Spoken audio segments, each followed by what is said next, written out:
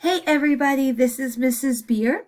Once again, we are going to look at Standard 9, specifically Element C. We're going to examine the influences of Ulysses S. Grant, Robert E. Lee, Thomas Stonewall Jackson, William T. Sherman, and Jefferson Davis. These are the main people you need to know as in their influence on the Civil War. Okay, so just make sure you know these 1, 2, 3, 4, 5 people. Okay.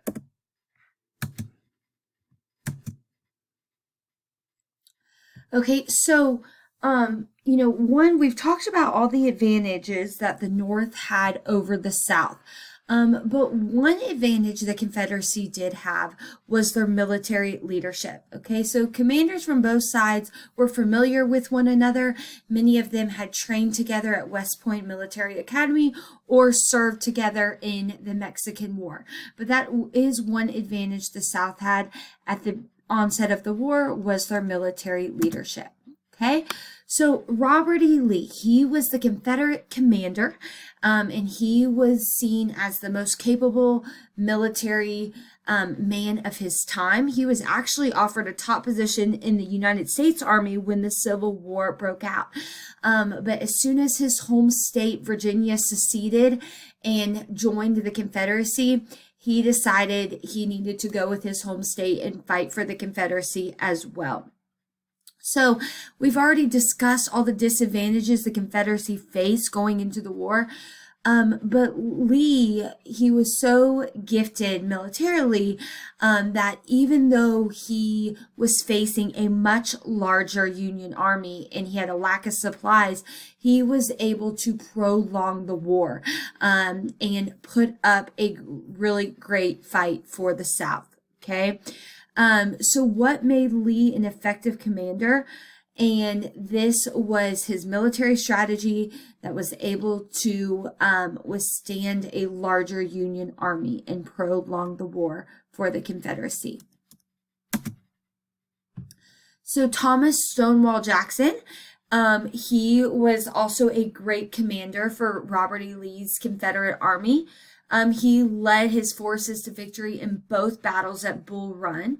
So he was skilled in maneuvering his forces against larger and better equipped opponents. Unfortunately, he was shot at the Battle of Chancellorsville in 1863.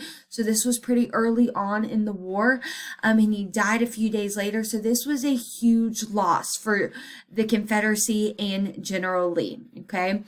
So just remember Thomas Stonewall Jackson, he fought for the Confederacy. He was shot at the Battle of Chancellorsville and he died a few days later. And this was a huge loss for the Confederate Army. Okay, so the Union Army had a plan to take down the Confederacy, and that plan was 3 steps. First, they wanted to blockade the southern ports, okay? They did not want the southern states to be able to export cotton, export anything, and they did not want them to be able to bring supplies in. They knew the South did not have the manufacturing that they did in the North, so they felt like if they could set up this blockade, then they will not be able to make war and continue to make supplies to prolong the war.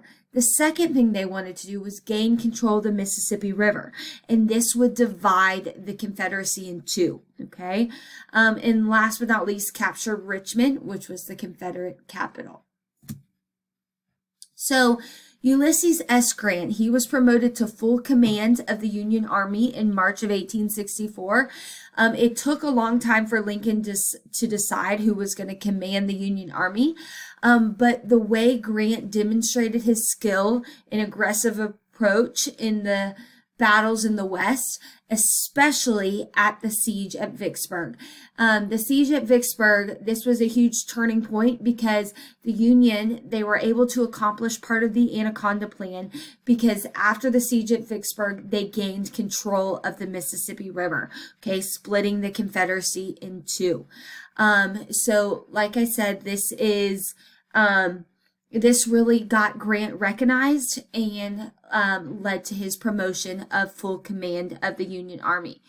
Robert E. Lee ultimately surrendered to General Grant at Appomattox Courthouse in Virginia on April 9th of 1865.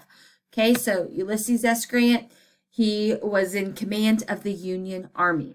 What battle was Grant's biggest success? And this was the Battle of Vicksburg. How did this help accomplish the Union's Anaconda Plan? They were able to gain control of the Mississippi River. So William T. Sherman, this is another general for the Union. So Grant and Sherman had fought together in Western campaigns at Shiloh and Vicksburg. When Grant was given full command of the Union Army, Sherman was promoted to lead the forces in the West. Sherman is most known for capturing the key Confederate city of Atlanta. Okay, Atlanta was a transportation hub, and Sherman is known for his march to the sea. Okay, through Georgia all the way to Savannah. And during this march to the sea, they were able to wear down the Confederate will to fight. They destroyed property, they destroyed livestock, they destroyed crops, okay? And at this point, it was pretty obvious that the Union was going to be victorious, okay? Okay, so Jefferson Davis, he was not a military commander in the field, but he was president of the Confederate States of America. He did have a military background. He graduated from West Point, and he was a well-respected United States senator from Mississippi. The major weakness of Davis and where he received a lot of criticism is he was unable to get an alliance with a European country. That is really what the Southern states hoped. But they were unable to do so. He was also at odds with many of the state governors regarding his war plans, okay, because resources in the South were already extremely scarce. And so, Davis was really criticized as an effective leader or as an ineffective leader during the war. Many people felt like Abraham Lincoln proved to be more capable during the Civil War. Okay, so once again, Jefferson Davis was president of the Confederacy. Okay, so president of the Confederacy, Jefferson Davis. General of the Confederate Army, Robert E. Lee. President of the U.S., Abraham Lincoln. Confederate who held his position at the Battle of Bull Run but was killed before the war was over, Stonewall Jackson. Created a wide path of destruction known as the March to the Sea through Georgia, Sherman. Ulysses S. Grant, he was the Union general who accepted Lee's surrender at Appomattox Courthouse. Okay, there's your answers again. Thank you guys for listening. You can tune in for the next video to hear about Standard 9 Element D, and I will do that shortly. Thanks.